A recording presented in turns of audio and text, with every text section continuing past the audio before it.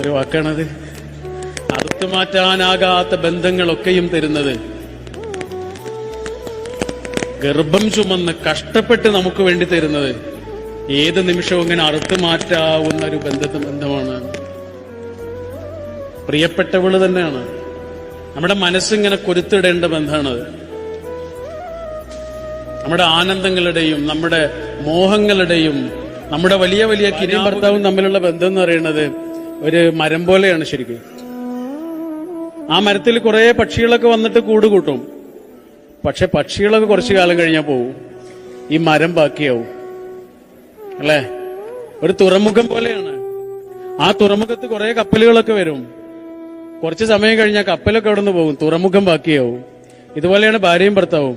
കുറെ ആളുകളുണ്ട്, നമ്മുടെ ചങ്ങാതിമാര്, മക്കള്, കുടുംബങ്ങള്, അയൽക്കാര്, സുഹൃത്തുക്കള്. നമ്മൾ സമയം കൊടുക്കാത്തതിന്റെ പേരിൽ കരയാൻ പാടില്ല. അതുപോലെയാണ് ജീവിതത്തിൽ, നമ്മുടെ ജീവിതത്തിലേക്ക് വരുന്ന നമ്മുടെ പ്രിയപ്പെട്ടവൾ, ഇണയായി തുണയായി ഇങ്ങോട്ട് വരുന്ന ആള്. രക്തബന്ധാണോന്ന് ചോദിച്ചാൽ അല്ല, രക്തബന്ധമൊന്നുമല്ല. വ്യക്തിബന്ധാണോന്ന് ചോദിച്ചാൽ അതുമല്ല. പിന്നെ എന്താണിത്? ഈ ആൾ അറിയാത്ത രഹസ്യം വല്ലതും ഉണ്ടോ? ഒന്നുമില്ല. നമുക്ക് ജീവിതത്തിൽ കുറെ ബന്ധങ്ങൾ കിട്ടും, മക്കള്, പേരക്കുട്ടികള്, ഇങ്ങനെ കുറെ ബന്ധങ്ങൾ. ഇതൊന്നും അറിയാവും. പക്ഷെ അവരൊന്നും നമ്മുടെ റിലേഷൻഷിപ്പിനെ ബാധിക്കാൻ പാടില്ല.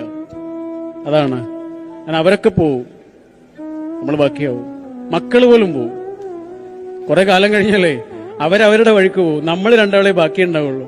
ആ രണ്ടാളുണ്ടല്ലോ ജീവിതത്തിൽ പഠിച്ചവൻ ഇങ്ങനെ ഒന്നിപ്പിച്ച രണ്ടാളുകളാ. ഹൃദയത്തോട് ഇങ്ങനെ ചേർന്നൊട്ടിയ രണ്ട് മനുഷ്യരാണ്. ആ മനുഷ്യർ നമ്മൾ കാരണം സങ്കടപ്പെടാൻ പാടില്ല. നമ്മുടെ അസാന്നിധ്യം കാരണം സങ്കടപ്പെടാൻ പാടില്ല. നമ്മൾ സമയം